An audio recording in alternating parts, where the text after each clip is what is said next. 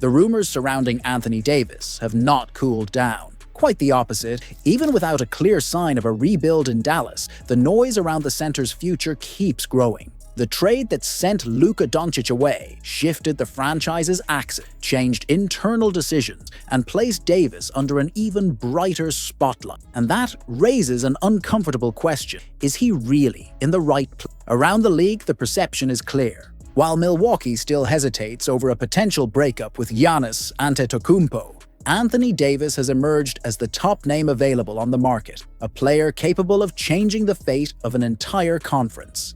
And this is where Boston enters the conversation. The analysis from Sam Vecenie of The Athletic points to the Celtics as an almost surgical fit. One detail stands out. Even though they are being labeled as a team in a transition year, the numbers do not support that narrative. Boston opened the season with a positive record, sitting at the top of the East, even without Jayson Tatum and without key pieces from the championship roster. That is not a coincidence. It is structure. It is depth. It is a system that remains competitive even in the middle of chaos. But is that enough to go all the way? In Dallas, even in a small sample, Davis delivered elite production, points, rebound, rim protection, defensive awareness. This season, even dealing with physical issues, he continues to post averages that place his name among the best at his position. None of this is symbolic. It is concrete. And now comes the most delicate factor. Boston knows the East is open. It knows Tatum could return in the spring.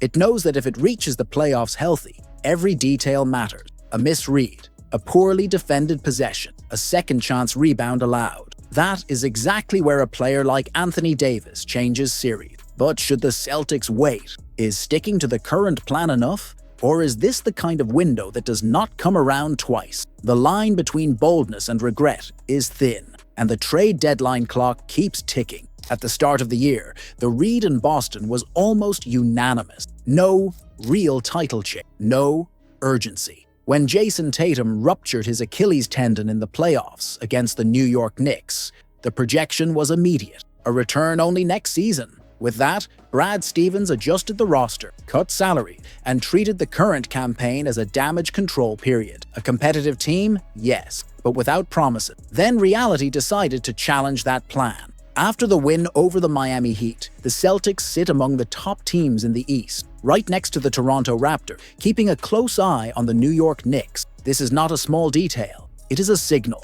a warning. Boston not only survived an adverse scenario, it built momentum in an unstable conference full of opening. And the most uncomfortable part for those who planned only to observe is this. The signs coming from Tatum's recovery have changed the tone of internal conversation. He is progressing, improving. There is a real possibility of a return later this season. And once that enters the equation, everything changes. Jaylen Brown has taken on the leading role with authority. His scoring average is higher than expected, and the impact goes beyond offense. Derrick White remains steady, with strong decision-making and presence in critical moments. Peyton Pritchard is no longer a surprise. He decides game. He hits shots under pressure. He controls the pace when chaos sets in.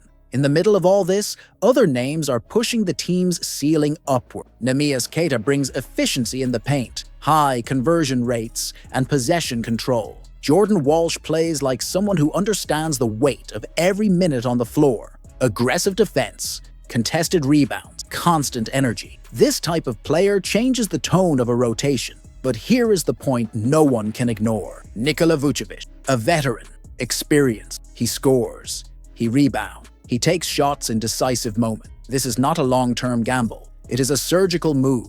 Chicago is in a different phase. The Bulls are stuck in play in territory, looking toward a future built around younger players. Vucevic is no longer part of that horizon. The season began with a clear message behind the scenes: transition, evaluation, patience. Without Jayson Tatum, the Celtics shifted into observation mode, looking closely at the roster and trying to understand who truly belongs in the franchise's future. Some answers came quickly, others remained cloudy, and one name in particular is starting to trigger a warning signal that is becoming harder and harder to ignore. Baylor Shireman. A second year in the league is supposed to be the moment of confirmation. More comfort, better feel for the game, greater impact. It was the chance to turn potential into a real place in the rotation. Minutes were available early on. The opportunity was there, but the production simply did not follow. Joe Mazzulla tested variation, changed lineup, looked for solutions around the core of Derrick White,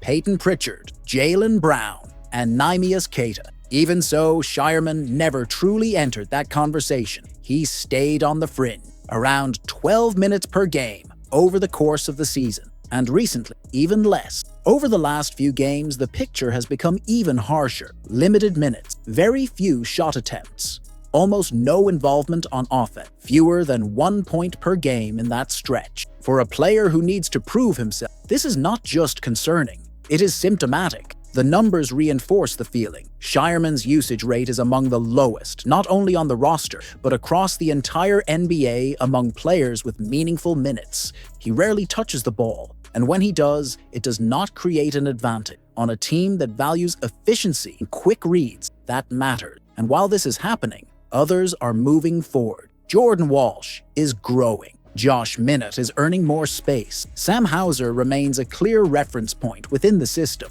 Even Hugo Gonzalez, still a teenager, is already providing more presence on both ends of the floor. That does not go unnoticed by a coaching staff that tracks everything. Boston enters the most sensitive stretch of the season, living a clear contradiction. On the court, the team competes, wins important games, battles near the top of the East. Off the court, the front office deals with a quiet but constant pressure, controlling the payroll.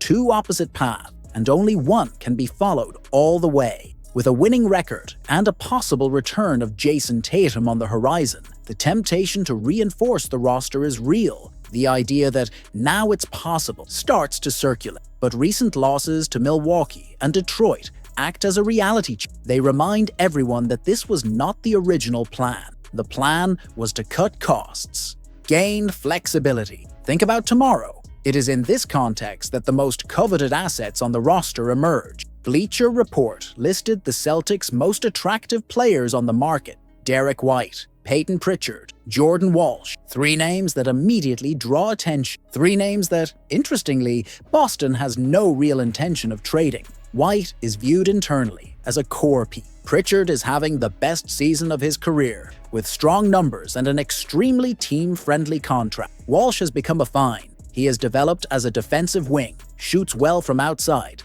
and costs almost nothing against the salary cap. Trading any of them would go against the logic of the system itself. But the market does not look only at on-court value. It looks at financial impact. And that is where the dilemma deepens. Hauser is not in his best moment. His three-point efficiency has dropped. The specialist label no longer scares opponents the way it once did. That reduces interest, reduces offers. Simons, on the other hand, carries a heavy, expiring contract, a high salary, a complex negotiation. Not every franchise wants to absorb that in the middle of the season. Don't forget to leave your like to show your support for the team. And of course, subscribe to the channel so you don't miss any electrifying moment of the NBA season.